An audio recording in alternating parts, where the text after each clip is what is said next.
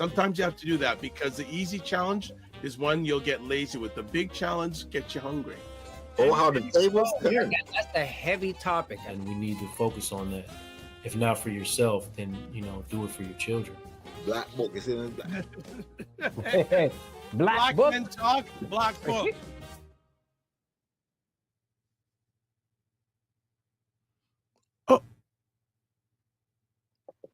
What is up, everybody? It's Dr. Vibe here, host and producer of the award-winning Dr. Vibe show, the home of Epic Conversations. And I'm the host of Epic Conversations, 2018 Innovation Award winner, 2020 Best Podcast News Award winner given out by the Canadian Ethnic Media Association. I also co-host and co-produce the only online show in the world for dads, fathers, and male caregivers that is sponsored by Dove Men Plus Care. And being part of that movement, we've reached out directly and indirectly to over 500,000 dads, fathers, and male caregivers around the world. And as always, I'd like to say you are blessed, highly favored, a magnet for miracles, and a solution for someone's problem. And you are watching Black Men Can Talk, a show where Black Canadian men come together to have real, unfiltered conversations about life, culture, and community. And I'm hanging out with one of our other co-hosts, Mr. Kofi Morris. How are you, Mr. Morris? Peace, and blessings, family. I'm good. I'm well. I'm giving thanks. It's been a busy weekend and week, to be honest with you. But I'm thankful. I'm here with the people and looking forward to engaging and jumping into tonight's convo and just building off of this topic because there's so many things going on, and we've had a couple shows relative to this topic. But I want to delve in a little deeper to see how it actually applies to different aspects of us in our community. Yeah, we've had conversations about this topic with other people speaking with the family, but we're going to be speaking amongst ourselves and with the family. And I've got something to add to the engagement that we're going to have on this evening and hopefully going forward. But before we go any further, give us a win you've had over the past week. So a couple things, right? And I'm just trying to finalize which one do I want to share. So I think one of the things I want to go with is specific to young people. For those that don't know, been doing work, myself as well as one of our other co-hosts as well, Paul, have been doing work with melanated youth in our community for quite some time. I'll switch from my Bluetooth here, and one of the things that you experience sometimes is sometimes you don't get to see some of the progress of this type of work in short spans of time. Sometimes you see them over spans of time. So this week I was building with a brother that for some time we've been doing some work together, and prior to, there's some challenges that he was working through. But this meeting that I had with him showed me how much the work that we've been doing has impacted his life because of the work that he's doing with young people himself. So for me, being able to have this meeting and just see the strategies and approaches that he's taking, and even the usage of technology, music, and what have you, shows me that the work that we've been doing is not only paying off, but it's paying forward, right? Because his brother, the work that he basically some of the projects that he's dropping now, is just seeking some support for, that's showing me that the impact of the work that we do can span for generations, can go beyond us. So that's one of the wins for me, was just having that meeting and seeing how much the transformative journey we've been working through, maybe about for 5 years or so, been on, is now paying off in terms of its impact on both him, his mental health space that he's in, what he's building and creating, but also how it's impacting the young people he's actually working with. So the whole piece of passing on the baton, for those that don't know, sometimes the elders, they get frustrated because they're like, yo, the work we're doing being done, is it happening in vain? And I'm like, no, man, there's some amazing things that are happening with young people. So that's my win for this week. How about yourself, Doc? Well, Kofi Sadat has jumped in, so I want him to share hope thing as well with him and fam, and just share a win that he had over the past week. Man, this is, I say win. It was one of those kind of things. The last 2 days were kind of like that way. But I want to highlight today, I actually had an opportunity to go to events in I would say Kofi's old hometown, which I call the Hold of Durham. But it was in Oshawa. No, this is Kofi's cut. He cut his teeth on Durham. Okay. Right? So, yeah, it was out in Durham, Club Carib. You know, for those who may not know this, this is a Black-owned space that has been around for 60 years this year in Oshawa. So it's like a banquet hall.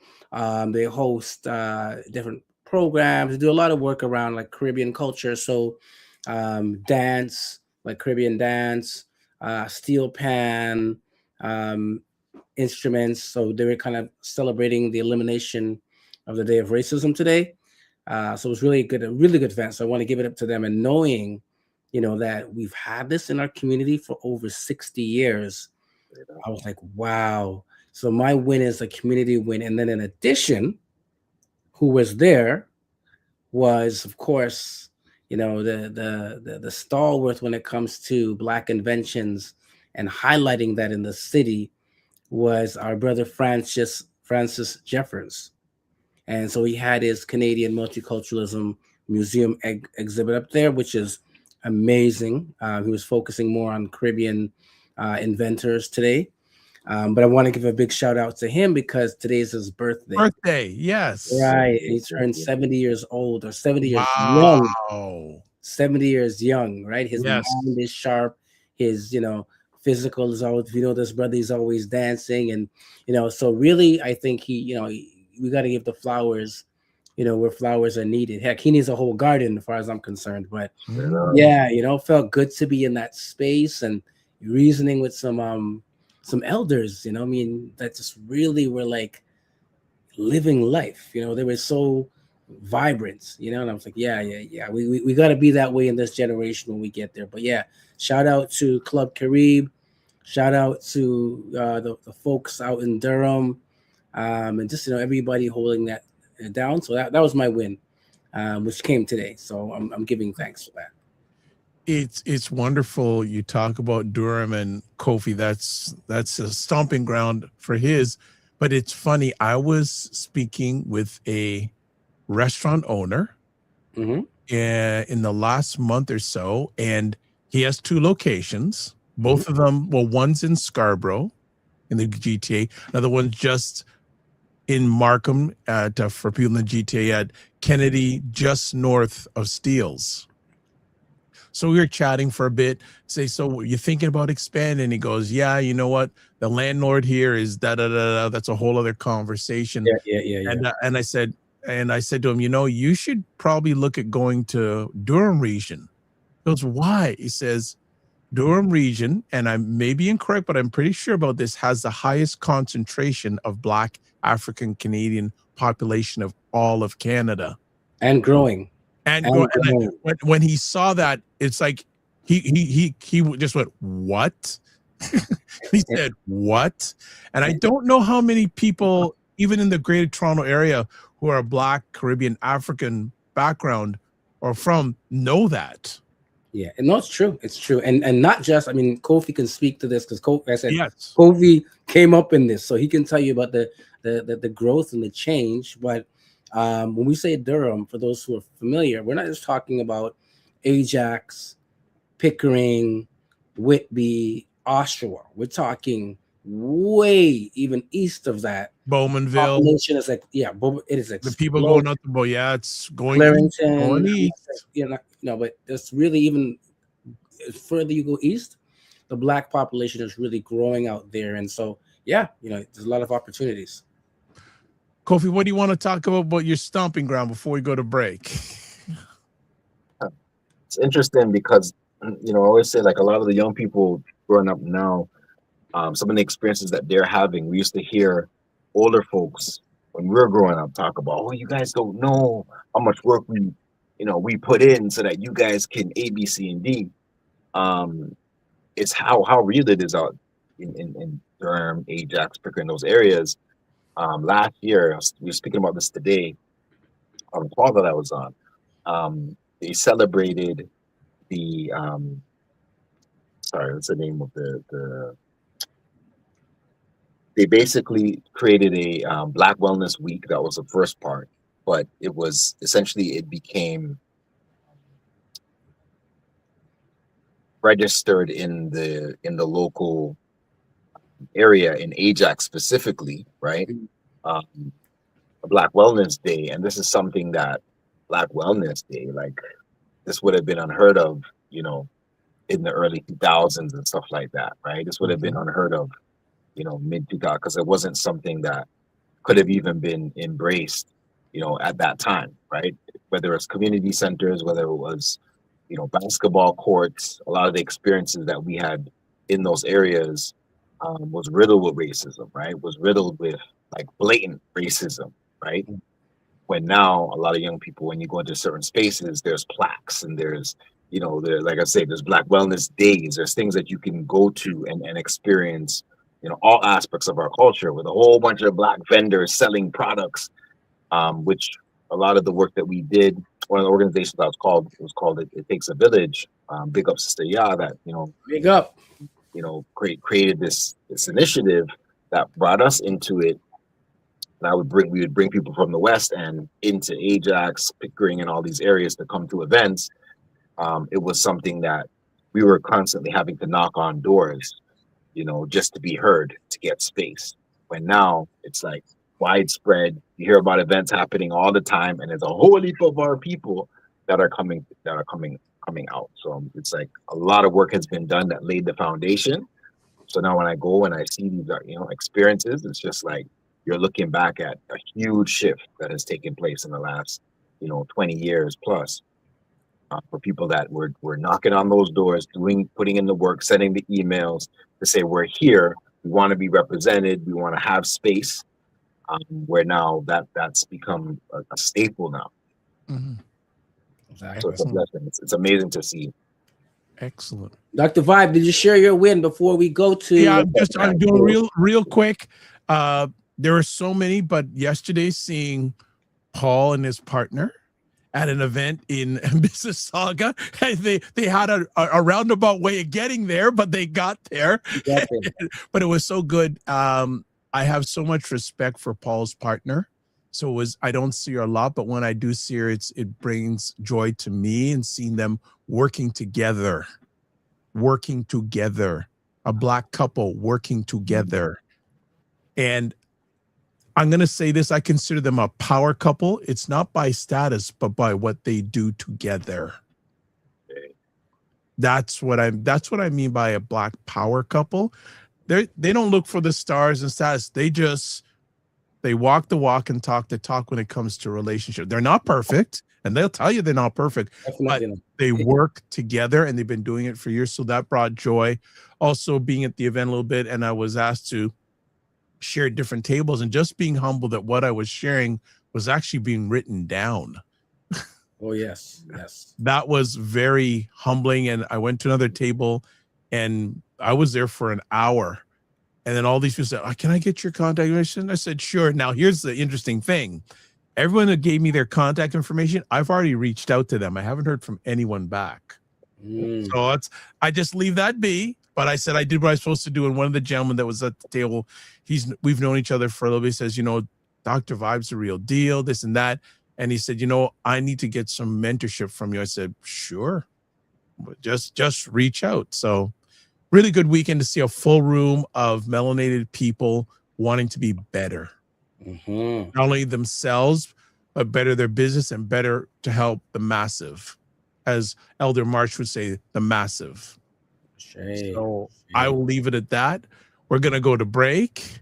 And when we come back from break, we're going to do quick housework. I want to do homework, but these days I feel like I'm doing homework still. Some quick housekeeping, and we'll be right back. So here we go. Watch Black Canada Talking live on Sundays at 5 p.m. Eastern, where Dr. Vibe and Cesar Diva Musa give their takes and POVs on news stories from a Black Canadian perspective. Check out Black Men Can Talk live on Sundays at 8 p.m. Eastern, where Dr. Vibe, Kofi Sadat, and Kofi Morris, where Black Canadian men come together to have real, unfiltered conversations about life, culture, and community. That's where you're at. Black Men Can Talk. So let's do it quick. Subscribe to the Dr. Vibe Show on YouTube. Hit notification button. Like the Dr. Vibe Show on Facebook, LinkedIn, Instagram, TikTok, Blue Sky, and Substack. To advertise your business, product, or service on any of the platforms I'm a part of, email me dr.vibe at the drvibeshow.com. Also, make sure you check out the African Diaspora Narrative Conference, I believe it's called. It's happening Aqua Supper Club, Saturday, July 25th, 2026, from 5 p.m. to 11:30 p.m. If you want to know about all things about controlling the narrative as a melanated person, I would suggest you come to that. Actually, the main person showing up is a gentleman named Philip Scott, who I had a chance to have a conversation with this week. Over 8 years, he's built a media empire. He has on his YouTube platform, he has a number of different shows on it. He averages 19.7 million viewers a month. So if you're interested in black media and see about someone who a lot of us have not heard of before, he's done it bootstrap to get it going right now. All right. So, so here we go. Happy Sunday to you as a comment. And then there's another person saying, most black people are doing better regardless of the lies they told on us. Interesting comment. All right. So before we get into our main comment tonight, I wanted to show a little bit of a video trailer to prepare us for our conversation tonight. So 2 minutes and 30 seconds of information. Here we go. How is AI impacting black men's jobs, safety, and daily life? Let's get right into it. Whether you've logged into an AI app or not, AI is already making decisions around you about your work, your money, and even your freedom. First, jobs. Black men are heavily represented in the kinds of roles companies are rushing to automate: customer service, office support, warehouse and production, food and retail. That means when AI shows up as a chatbot, a self-checkout, or productivity software, our jobs are often the first on the chopping block. But there's another side. Brothers are also using AI to write stronger resumes, prep for interviews, learn new skills online, and build side hustles from content creation to consulting to coding, so AI can be a threat to your current paycheck and a tool to create your next one at the same time. Second, safety. For years, facial recognition and predictive policing systems have struggled most with darker-skinned faces. The tech misidentifies black men at higher rates, and when police or private security trust that match, innocent people get stopped, questioned, or even arrested. So you can be walking down the street, minding your business, and an algorithm you've never seen has already decided you look like a suspect. AI, plugged into an already biased justice system, can turn bad data into real-world danger for black men. Third, daily life. AI now sits in hiring systems, loan approvals, health apps, social media feeds. If those systems are trained on a world that has always undervalued black men, they can quietly repeat the same discrimination, deciding whose job application gets seen, whose content gets promoted, whose pain is believed. But we are not powerless in this. We can learn how these tools work, use them to amplify our voices in businesses, and demand rules that protect our rights in hiring, housing, policing, and beyond. So here's the real question. In this age of AI, will black men be invisible data points that systems act on, or informed creators, organizers, and owners who decide how this technology shapes our jobs, our safety, and our daily lives? This conversation isn't optional anymore. It's here. It's now. And we need black men in the room asking questions, learning the tools, and shaping what comes next. All right. So tonight we're going to have a conversation about how is AI impacting black men's jobs, safety, and daily life on Black Men Can Talk, and we'll share our own perspectives. We'd love people to comment in real time on this conversation topic because, yeah, it's hitting us. It's here. It's not going anywhere. It is here. So, gentlemen, who wants to kick it off? I'll get my younger brother Kofi to start, if that's okay. For sure. For sure. Beautiful, beautiful, beautiful. So again, there's so many aspects. I'm glad, Dr. Vibe created this video, which I'm guessing he may have used some AI. I did. You know, you think of simple, basic things all the way up to generating video for things like this, right? Professional presentations, things that you're doing at work, things that you're doing to pursue work. I've heard a lot of talk about it right now, issues of unemployment that are happening in the community, but widespread across Canada. I've heard of hundreds of jobs being lost. A lot of the, just one, for example, through food chains, a lot of restaurants are going to be closing down across Canada, right? And going all the way into the US as well, vice versa. Whereby some people are going to be scrambling, right, relative to employment. So some of the basic things that can be done, as was mentioned in the video, stem from something as simple as resume upkeep and updating to having various resumes in various fields because you have different skills. Why go through the process of having to create all these things from scratch when you can actually utilize whether a bot or you can utilize artificial intelligence programs and platforms to rewrite those resumes, fit them out, and then maybe even edit or whatever the case may be, right? So there's some of the basic simple things. But it's interesting that you said something, Dr. Vibe, just now. You said you attended an event this weekend, good connections, met all these people, and sent out an email or however you sent that information out, didn't hear anything back. Well, look at the joke. There are tools on your WhatsApp. There are tools on your email. There are tools on various platforms that you use right now that can, one, send an automated generated message or email back to your community, your clients, your target audience to confirm that you've received an email or whatever the case, or even a message or text, but also shoot information back that shows that you're engaging. But in addition to that, you can also have something automated that was automated prior to the event that you went to, right? That would reach out, as long as you have your email list set up or whatever on your phone, that will actually send information out. Let's say you went to a session on Saturday, Sunday morning, information is being sent out automatically that you created Thursday, you created Friday, right? So one of the challenges people have sometimes with going to networking events is following up. So what you're saying, Dr. Violet, is like, we know it's nothing new, but if that's a challenge and that's an administrative piece that you can now take off of your list of things because you previously set it up on AI, you don't have to worry about the follow-up. So these people that you emailed and contacted, they may have sent you back something and you would have been like, oh, I heard from a couple people. You don't know if that was a bot or if that was something that they set up previously to be able to reach out back to you. But no, balls are being dropped because in some cases we're not utilizing the technology to make things easier for us, right? So I think that's one of the pieces we have to acknowledge. Oh, if I can interrupt, now I agree with you to a certain, but I did it a little bit differently. I sent them video messages. There you go. So this is the thing, I like to be personal.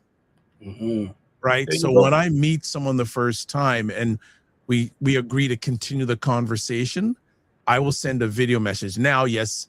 And the nice thing is, and I'm not worried if they answer or not, because I realize that the only person I can control the best of times is myself. Mm-hmm. But there is the technology there that if and when they open it, I will get notified.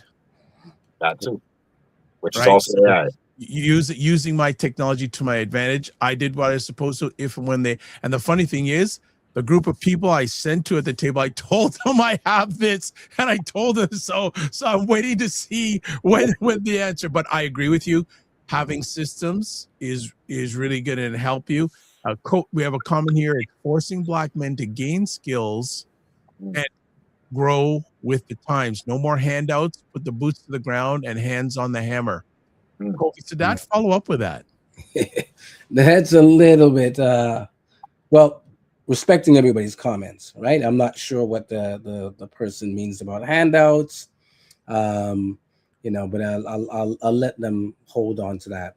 I think the other aspect around growth is very interesting when it comes to AI, right? And so, as we were able to go to the conference, one of the main speakers, and I hope to get him on here, but one of the keynote speakers is somebody who actually works in the industry.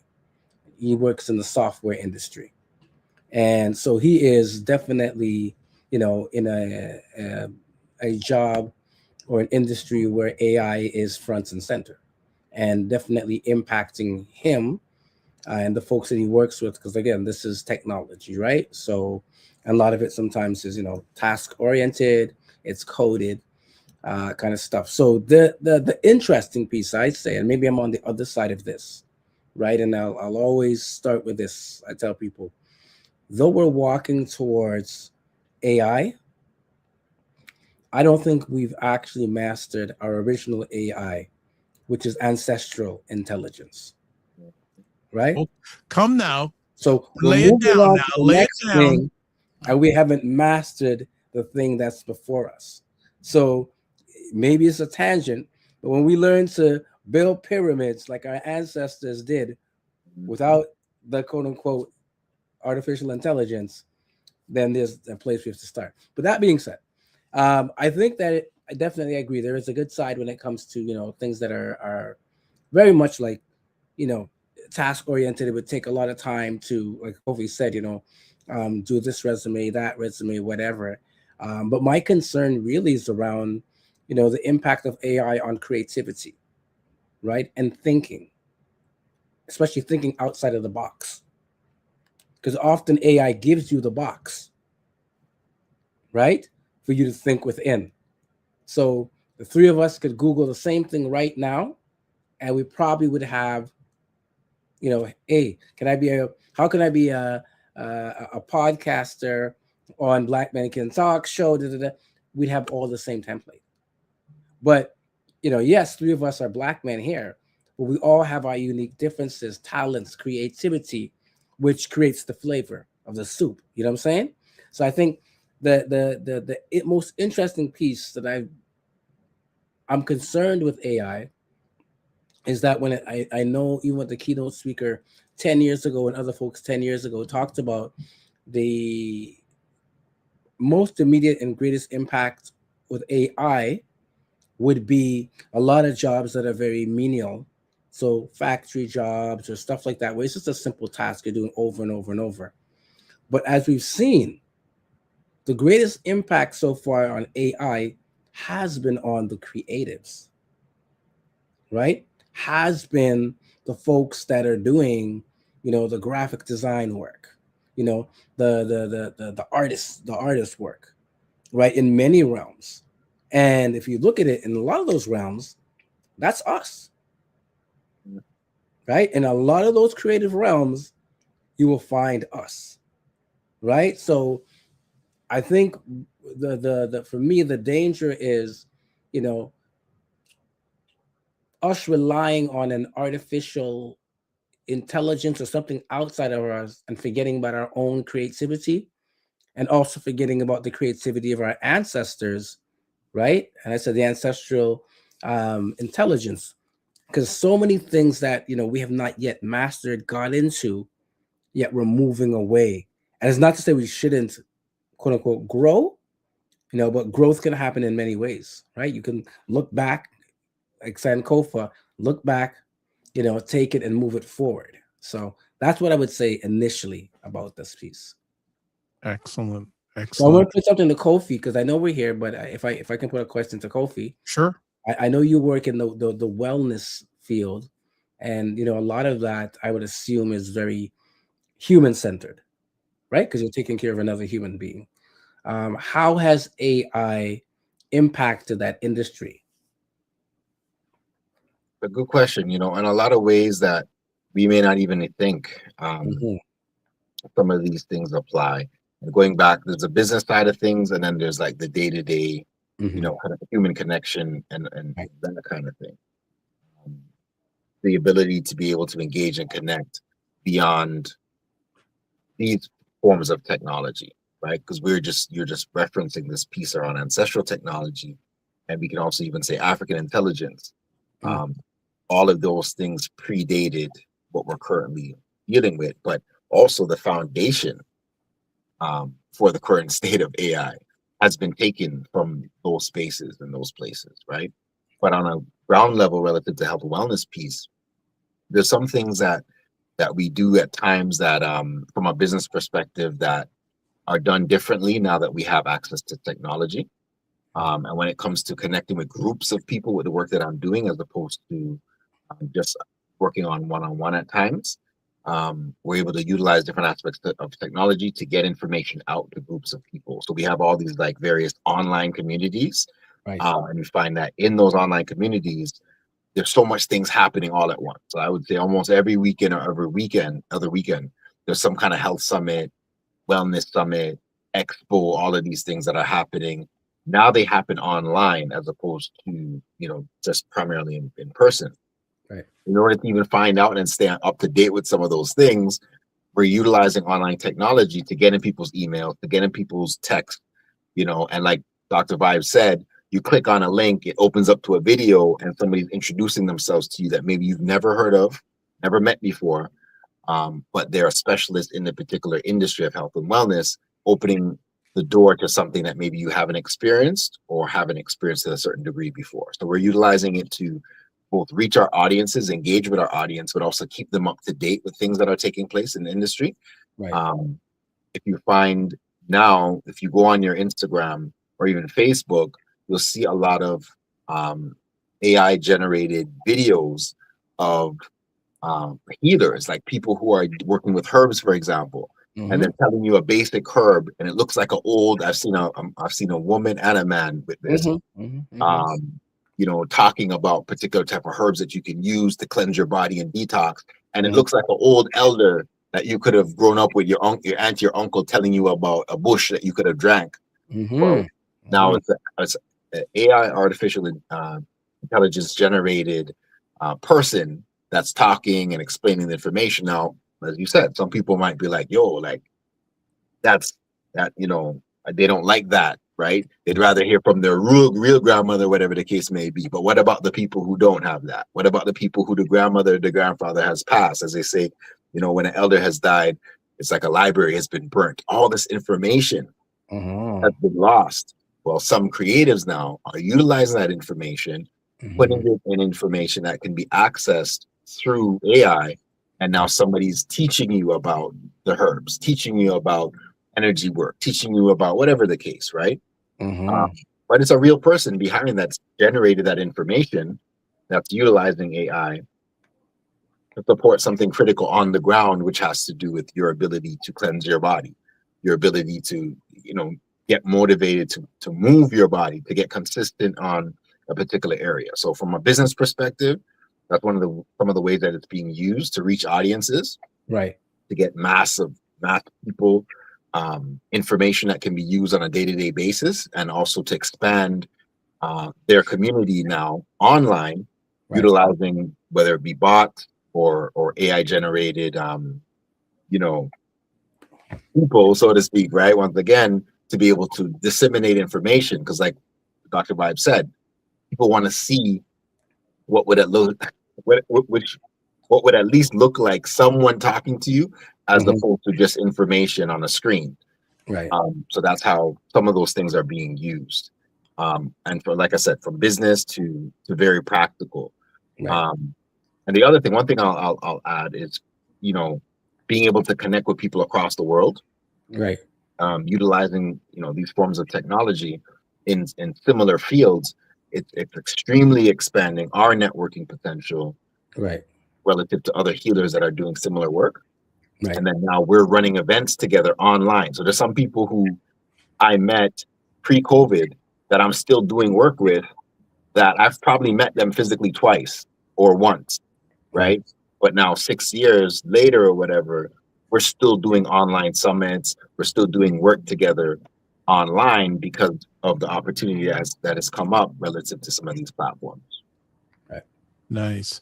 Got some comments here. It's affecting the movie, film industry, factory pickers, low-level services, desk jobs. And then the other end, it's not affecting the construction industry or software development. I said they're coming after everybody else first, right? So, yeah, Yeah. You know, so it's really interesting in regards to the impact it's having. So what I'm gonna do also, I'm gonna do this. I'm gonna change something up here. We're gonna have a poll. Okay. I So like. we've got a poll right here, and for people who are watching live. So, which best describes how AI is affecting your work right now? 1, already replacing parts of my job. 2, helping me work faster or smarter. 3, it hasn't touched my job yet.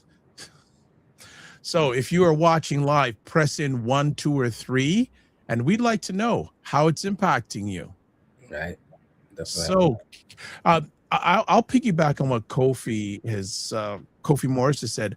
I've been a certified coach for since 2015. Mhm. And I'm hearing more and more people looking for the AI coach. Yep. And I hear what people are saying, but there's still some things the human touch, just in my lens, is more effective. Right. You know, so I'll piggyback what Kofi said in regards to the wellness industry. Like, I've been a certified coach, invested money to get that stuff since 2015. And I'm also training people now to become certified. And they're saying, oh, well, I'm just going to refer to ChatGPT. ChatGPT is my friend. And I go, okay, no problem. But remember, it's very generic. Yeah. And more companies now are, when you do things like that, if you're putting presentations, they have ways to tell if it's AI generated or not. Yeah. You know, I want to add to it. I mean, what Kofi was saying, I think he made a lot of valid points, you know, especially on the business side of things and the ability to connect with folks around the world. And I love all that. And I think there's some practical sides to that. However, it just makes me wonder. And I think I always come back to this piece around, you know, not just for Black creatives, but for Black people, you know, the whole question around authenticity and ownership. So our Bushmen and our Bushwomen, right? Our grandmothers and our grandpas who are out there, you know, going to the bush and finding the herb and doing the research and, you know, experimenting and, hey, this works good, that doesn't work. So we come to that place. My concern with the AI aspect of that and that generated elder that's on there and telling you to do X, Y, Z. At the end of the day, you know, I always, you know, because they don't really change their ways. Their biggest thing is they like to have ownership and control things. So it may come to the point where, you know, we have Kofi who does, you know, healing, and then we have this AI company that's behind this, and they're like, hey, you know, thanks Kofi for telling us this thing. We now own it. Right? We've always seen that, whether it's in our modes of music or invention or, you know, our healing. You know, and sometimes I wonder, like, I mean, I put it straight up to people. Would you rather a robot give you a massage or a human? Right? Because sometimes things are very intuitive. I can come to Kofi and say, you know, Kofi, my shoulder, I'm just giving Kofi's example. Kofi, my shoulder's hurting me. Right? Or whatever else is hurting me. But Kofi, with the level of expertise, is not just going to massage my shoulder, but he's going to tell you know what? There's an imbalance here, brother. It's really another part that's making your shoulder hurt. And that's intuition, right? And that's touch. Yeah. Right? So I think, again, in these fields, right, if you're totally moving away from human-centered, I get the business aspect, but totally moving away from human-centered, you know, these are some of the things that we have to be mindful. And I just want to say one more thing. The person that was delivering the keynote speaker who works in tech was saying intentionally with his children, he is now getting them to do hands-on pieces, woodwork, wood shopping, learning to knock out a dent in, you know, your car door. This is somebody again who's in it, and he's saying, because, you know, if you lean too much into this thing, you lose your ability to even, you know, learn how to work with your own hands. Right? So, you know, like I said, I use AI, and I'll tell people like I'm doing workshops and so on. So I use it for framework in terms of like my example. I tell people it's like, hey, sometimes I deliver a workshop that was made to be delivered in 3 hours, but the client says, hey, we just have an hour. Yeah. So I'm like, okay, instead of spending 15 minutes on the intro, now I'll do 5 because AI has put the timing down. So I think it's great. Right. And I have to do all that thinking all the time. So I think that's great in the work that I do. And the work that I do is human-centered work. I do social work with agencies as well as working with Black youth, those kind. But I think those are the balance of things that we have to look at is as Black men, I love your video. There's lots of opportunity for us in this space. But I would actually push, like anything else, we become content creators of AI rather than consumers alone of AI. Yes. Right? Because that's the blind spot right now. As you mentioned in the video, technology security, they don't know how to recognize, or they, might say a Black face is threatening or so and so, but we need to be the content creators and control what we need to control. Otherwise, we're going to be going down a slippery slope where, wherever they want to push us to, that's where we're going to end up. And that's not always a good place. Is it also another occasion where we're consumers, not controllers? That's it. We've been seeing it. Absolutely. We've been seeing it. Right? That's been a narrative, right, for some time now, all the way going back, right, to not trademarking things and things of that nature, right, for a lot of our folks, 40s and 50s and all this stuff, and even before that, the 20s, that were generating or creating all these amazing inventions that now, we usually find out or talk about them during Black History Month, right? We talk about Black inventors and things that we've created, forgetting that a lot of those folks who created those things, because of lack of access to information and or power, the ability to navigate that information, trademarks and things were written. People of European descent now became the face of the product that we use each and every day, because of the same piece we're talking about right now. It's not being able to govern our own information and how we disseminate it, how we control it, and that type of thing, which is interesting because you know what, a big part of the background of some of our conversation around this topic, and it's controversial in many different ways because there's two sides to it always, and this is how our ancestors taught us as well, right? You can utilize money, for example, as a tool for your destruction, or you can use it as a tool to uplift things that you're doing. Community, you can buy land with the same money that you can use to farm, products that may not be beneficial to a community, right? You can use the same money. So these are tools that we're supposed to be utilizing that in a lot of cases were actually handed down to us from our ancestors, right? We couldn't have what we're working with right now without their work, right? We couldn't have it. There's ancient systems that were used and developed that are based upon ancient technology, but you use them on a regular day-to-day basis, right? The practice of Ifa, and your what we would know as Yoruba culture from a spiritual perspective, is based upon the whole concept of zeros and ones, right? So this is like ancient technology that's actually being used on a day-to-day basis to help people heal, help people understand circumstances in their life. You're going to a diviner or somebody who has the ability to tap into the spiritual realm to get answers to questions. That's based upon an ancient system, which is our ancient technology. So how we claim and maintain that, you're absolutely right, Paul, is that at the end of the day, if someone wants to take some of these things and now try to duplicate them, I've seen many errors. I've seen many errors when I search information to see, let me see what AI would say about this particular thing that I know that I've read in a book by one of our ancestors or one of our historians. Some of the information is not correct. So if you rely on that, thinking that, okay, even as a young person, I'm going to make this, this assignment. I'm going to hand in this assignment about this aspect from our history, and I'm going to use aspects of AI.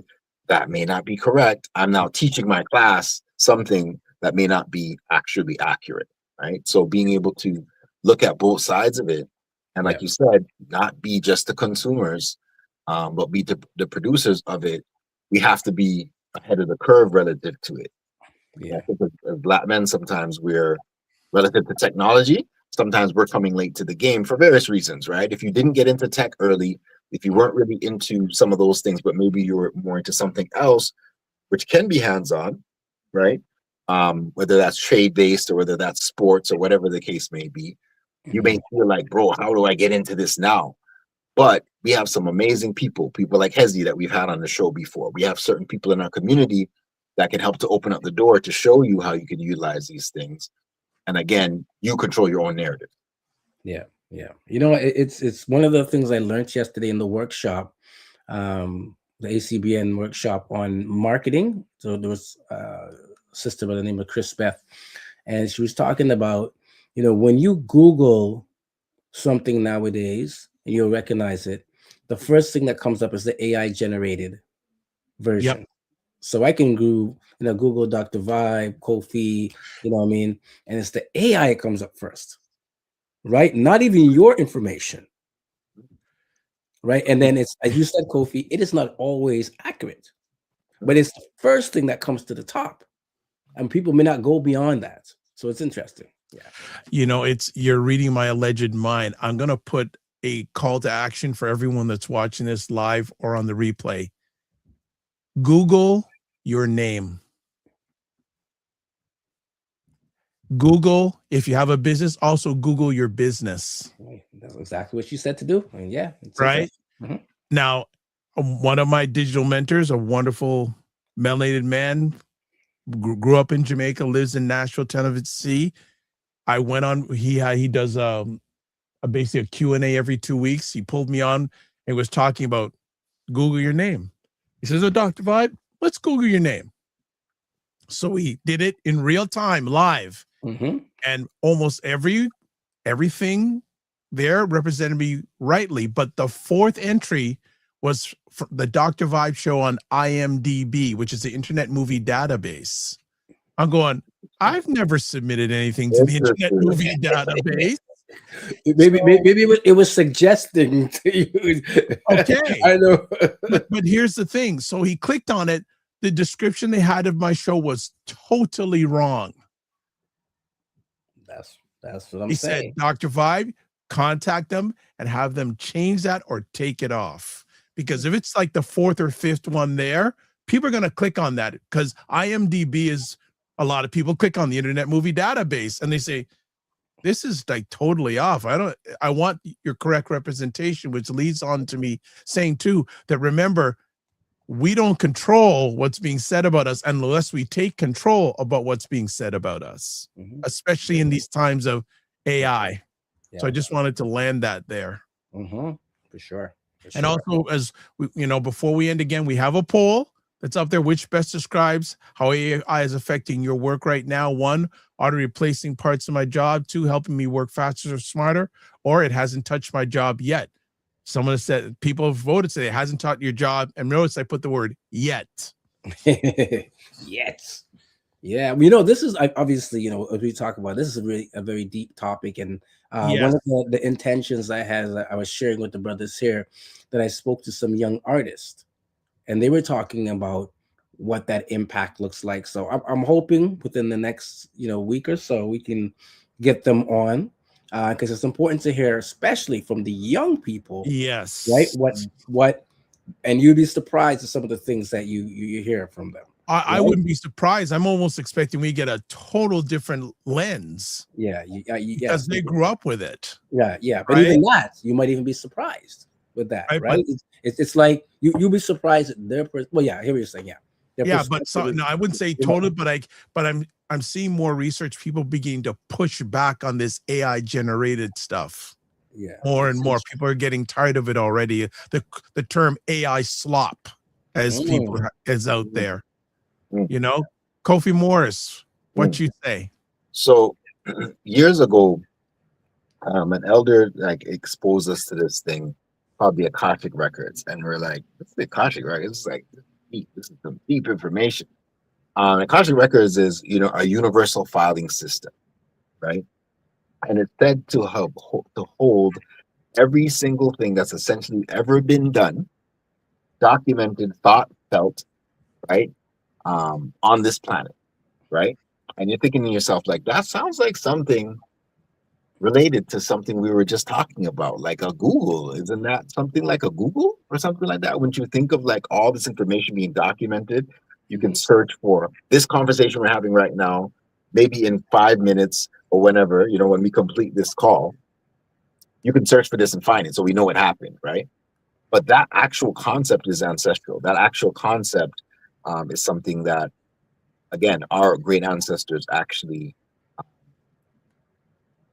put in a form that you can understand it, in layman's terms, to understand it as being the Akashic Records. So you could say that something similar to something of today, which is like a Google, but this has been done before. This predated us, right? And having those understandings is important. Now, in a deeper sense, knowing that some of these things came before us and that they came from somewhere prior to us, then we know that in some ways, we talk about this thing called the genetic memory bank. These things are in our blood, right? They're actually in us. So when you now go and you create something, Paul is a dancer. Paul's a man that will just be on a dance floor and just boom, do a dance, create a dance, wherever.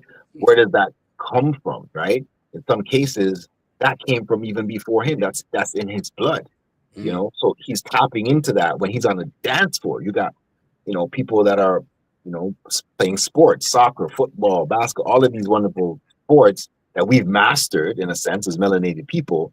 That doesn't just come from nowhere, right? Some of that is your great ancestor was involved in some form of whether it's martial arts or sports or whatever the case may be, that's being passed down through generations. So we have to remember that we're tapping into something that existed before us.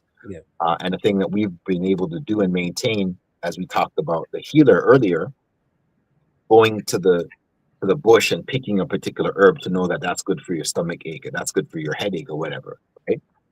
This is ancient technology. We just don't look at it as such because it's not on a screen.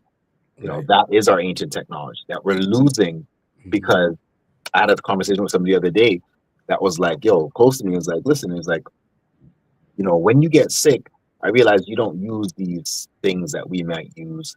Like they might say to me, you're not feeling well, take a Tylenol, take a this, take a that, or whatever, right? And I'm saying to them, like, that has not been my teaching, my actual physical experience, because that I know I can boil up a ginger and a garlic. I know I can rub myself down with such and such. I know, with aches and pains, I've learned things online that I could utilize, that I could take some cabbage and wrap it around this part of my body that's feeling pain. And in a couple hours, it can take and suck out the inflammation from that part of my body. This is our ancient technology. So I'd rather do that than use a pill that has the impact of maybe impacting aspects of my digestive system, whatever the case may be, right? And not getting to the point where I rely on that, as a go-to. And like I'm not saying you should never ever utilize these allopathic approaches, right? Because at times you have to. At times you're in a situation. If you have surgery, if you're going through whatever, you might utilize some of these things for a short period of time. But to know that if you want to really get deep and actually heal certain things, Mother Nature, as I would say this, Mother Nature has the cure for every ailment. So you have an ability to tap into something that's ancient, but it's growing right in your backyard. Some of these things are growing right on your street that you can take and boil and deal with female reproductive issues. I want to big up the movie Sinners, because as Kofi was talking about, my favorite scene, when he plays the music and then he taps, everybody taps into their ancestors. You see them dancing and, doing the different, and they just brought it from then all the way up till now. And I totally agree with you, Kofi. A lot of times, like we think, we're just here today and there's no impact from yesterday and even beyond the future, right? But yeah, we're really usually spanning different dimensions in some of our learnings. So they even talked about epigenetics, things that, yes. trauma that you're bringing forward, Mm-hmm. right? That you're not even aware of, right? That it's so far from you that but it's been proven that there's connections to those pieces as well. So, and that ties into the aspects around the common day-to-day healing of traumas and wounds. In order for us to address these things and to change our future, which also specifically ties into our mental health. Malidoma Somé, for those that are not familiar, taps into a lot of this in his books. He has a book called Healing Wisdom of Africa. He has a book called Of Water and Spirit. And his late wife, Sabunfu Somé, has a book as well called The Spirit of Intimacy. So these books are amazing sources of information to draw for what I'm about to speak about, which is the connection between mental health and spirituality, and seeing how these things interconnect. And the fact that some of the ailments we're facing today are intergenerational. We have the capacity now to be able to not only utilize tools for ourselves to navigate these spaces, but for also younger children and families. So we have children that are coming up with like brilliant minds, brilliant information. And when we acknowledge that our ancestors are speaking and some of these children are our ancestors coming back, we have the ability to see that this young person is a healer. Put them around other people that are dealing with herbs. This person's a musical healer. Give them instruments when they're young, right? So that they can utilize, so they can master it as they get older. That's the next Bob Marley. That's the next Michael Jackson. That's the next fill in the blank, Miles Davis. Those energies are still present with us today, and some of them are coming through our young people. beautiful, beautiful. Well, I think we have a wrap. I think we have just scratched the surface on this conversation. I think it's going to be an ongoing conversation because AI ain't going away. Nope. And it's going to be more and more in our lives, whether we like it or not. And definitely get the generational conversation about AI would be very, very impactful. So, Kofi Sadat, I'm looking forward when we have some young people come on and we have a digital roundtable about this conversation topic. That'll be. I'm excited about that. I am excited about that. Any final comments on this topic before we exit stage left? Yeah, definitely. I would say, use your intuition, use your best judgment. Don't be, closed to new things and new technology. But at the same time, use your intuition. If it feels good, move with it. If it doesn't feel good in your spirit, take that as a sign and do what's right for you when it comes to this particular technology. So I would say, listen to yourself. Kofi Morris. Before artificial intelligence, there was ancestral African intelligence. AI cannot make roti and doubles. You got my tuning people. I don't care anyway. AI is not gonna make your curry goat. I don't care, bro. Say what you all want to say. So always remember that we still have the amazing tools of our ancestors on a day-to-day basis that we could utilize to both tantalize your taste buds and also cultivate your mind. Sure. For me, I'll just close it off. He is now transcends it to another place of an artist named Prince. And many, many, many years ago, he said this about the internet, not about AI. He said, don't let the internet control you. You control the internet. So if he was alive today, I have a feeling he'd say, don't let AI control you. You control AI. Wow. So that's what I'll leave with. So can I share one final thing before we... Go ahead. I just want to share that in Toronto, we're going to be doing a Black Marriage Day events at the Real Jerk on Girard. It's their regular brunch from 10 a.m. to 2 p.m. So, hey, we're going to try to get a table. And if you're a Black married couple, come on out. If you're not, come on out as well. What's the date again? It's Sunday, March 29th. Okay, so that's next week. Okay. Maybe put something up. PM. Well, while Paul is trying to put something up for it, I'll just say that Kofi Sadat, there's his email information, nazajam@gmail.com, Instagram, Maroon @Maroon, YouTube, NASA Community, Facebook, paul.osbourne.31, and I'll get that up in just a moment, Paul. I see you have it on screen, so let's do it. There we go. Black Marriage Day Brunch. There we go. 100%.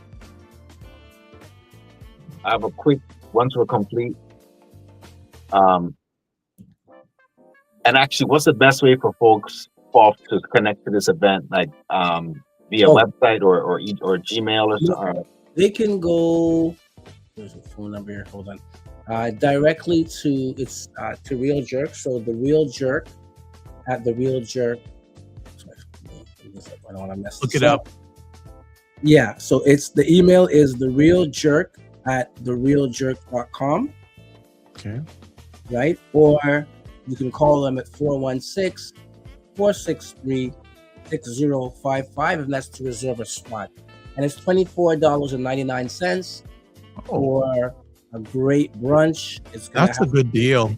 Oh, I told you I went there before. So yes, I know. That's a good deal. Stew chicken, fish, green banana. That's a good deal. It's a great deal. So yeah. It's a good deal. All right. Next up, let's get up here next. If you want to give a quick plug, Dr. Vibe. Pardon me? I have a quick plug. Sunday, April 12th, our next show, because it's a little bit of a ways, but Sunday, April 12th, we're having something called the Divine Reset, holistic spa day. So that's something I'm going to be plugging on our next show in terms of visuals, but just put that date down. Sunday, April 12th, 10 to 6 p.m., Divine Reset, holistic spa day. So keep that in mind, April 12th. Excellent. If you want to get a hold of Kofi Morris, email getwellstayfit@gmail.com. Instagram, there's two, Kofi Coach _ and at Cosmic Wellness Group, and also on Facebook, Kofi Coach. If you want to find out more about me, easily taplink.cc/the DRVIBESHOW.com. Hey, we'd love to hear from you. Email us. Black Men Can Talk, and that's BLKMEN CANTLLK @gmail.com.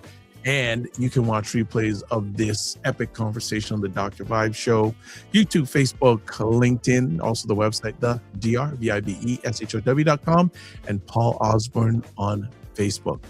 So as always, gentlemen, thank you, because I know you gentlemen are always on the go. So thanks for you two giving us the most important thing, your time to hang out with us today. And as always, live your life as a dream. If you can dream it, you can make it. Sometimes you have to get small to get stronger. Block assumptions, aim bigger, aim better, aim higher and wider. Love, faith, and respect.